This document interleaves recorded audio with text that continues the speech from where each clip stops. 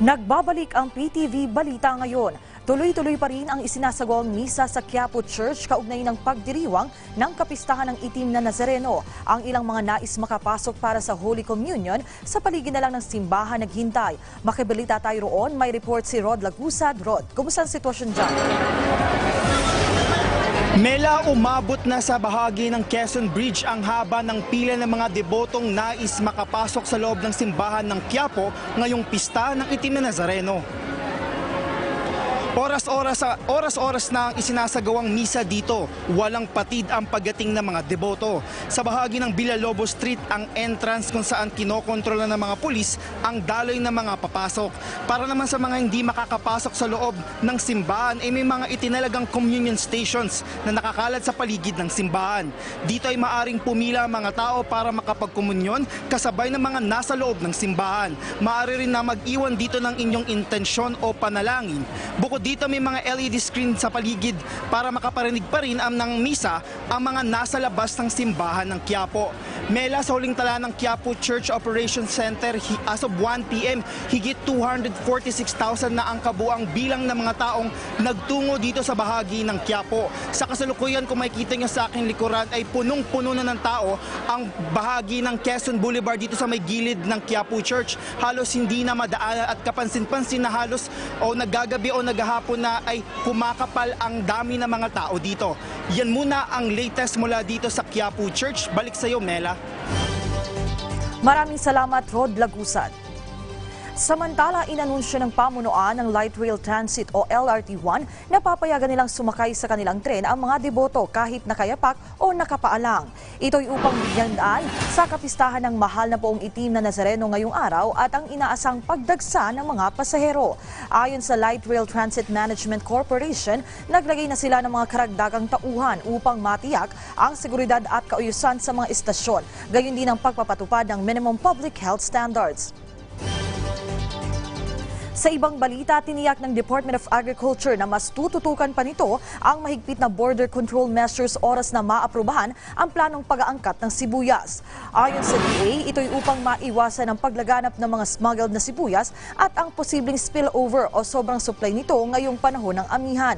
Nito lamang linggo, inanunsyo ng ahensya ang rekomendasyon ng pag-aangkat ng 22 metriko toneladang sibuyas sa layong mapababa ang presyo nito sa mga pamilihan.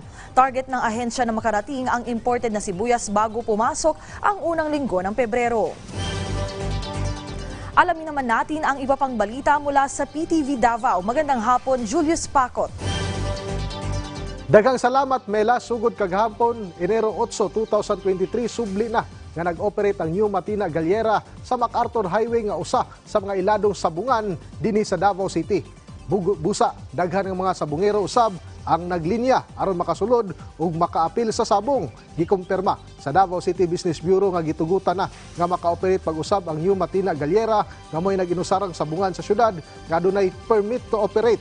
Kini human nga natuman sa maong sabungan ang mga rekisitos nga ginapangayo sa Davao City LGU sama na lamang sa building, fire clearance ug uban pa. Kahinumduman nga natong tuig 2020, giundang ang pag-operate sa mong sabungan, mao'y gikonsiderang isip ground zero o sinugdanan sa pagtinakdanay sa makamatay nga coronavirus sa Mindanao. Sanglit daghang mga sabungero ug mga bisita sa mong sabungan ang na-expose ug nagpositibo sa makamatay nga virus atol sa araw ng Davao Cock Derby nga gipahigayon niadtong Marso tuig 2020. Karong tuiga 2023, tinguha nga sa gobyerno nga tugutan ang pag-operate sa mas daghang mga patigayon aron makatabang sa nagapadayon nga economic recovery sa nasod taliwala sa nagpabiling hulga sa COVID-19. Hinoon padayon ang panawagan sa City Health Office nga luyo sa pagluwag sa mga COVID-19 restrictions, batasanon gihapon sa mga Davaoenyo ang pagsunod sa minimum health protocol, ngun man ang pagbabakuna kontra COVID-19. Na unta dili ta ang anak ka kumpiyansa, still know when to implement, when to practice the health protocols, and also we emphasize on you getting your vaccines and also availing of your booster doses.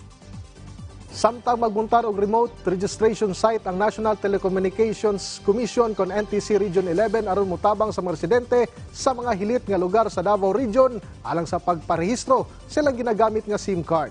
Sumala pa ni NTC 11 Regional Director Nelson Cañete. Kasamtangan silang nagapahigay ng validation sa mga lugar sa Davao Region nga hinay o walay internet connection. Sila na mismo ang makigalayon sa mga local government unit o uban pang ahensya sa gobyerno aron mahapsay ang pagpatuman sa remote registration. Gipahibalo sab sa representante sa Globe Telecom nga magpahigay na sila og ground assisted registration sugod karong Pebrero ning tuiga. Aduna usab sales personnel ang smart communications nga mutabang ilabi na sa mga individual nga nagapalit og bag-o nga SIM card. As of January 5, 2023, kapin 11 million na ka mga subscribers ang nakarehistro silang SIM card. Kutob June 27, 2023, pwedeng irehistro ang SIM card. Sa mga remote areas nga na problema sa peace and order, kami na mo-coordinate na to sa police, sa army ba, sa local government, sa barangay ba, amo na ng trabaho. Pero ang pagparehistro, trabaho gina sa end user o sa iyahang PTE o service providers. Ug mao kadto mga nag-unang mga balita gikan dinhi sa PTV Davao. Ako si Julius Pacot. Balik kanimo, Mela. Daghang salamat, Julius Pacot. Narito naman ang mga balitang dapat niyong abangan mamaya sa Ulat Bayan. Oras-oras na misa sa Quiapo Church, dinadagsa ng mga deboto. Ang update sa kapistahan ng itim na Nazareno, tutukan. Tuloy-tuloy na pagsaayos sa transportation system ng bansa, tiniyak ni Pangulong Ferdinand R. Marcos Jr.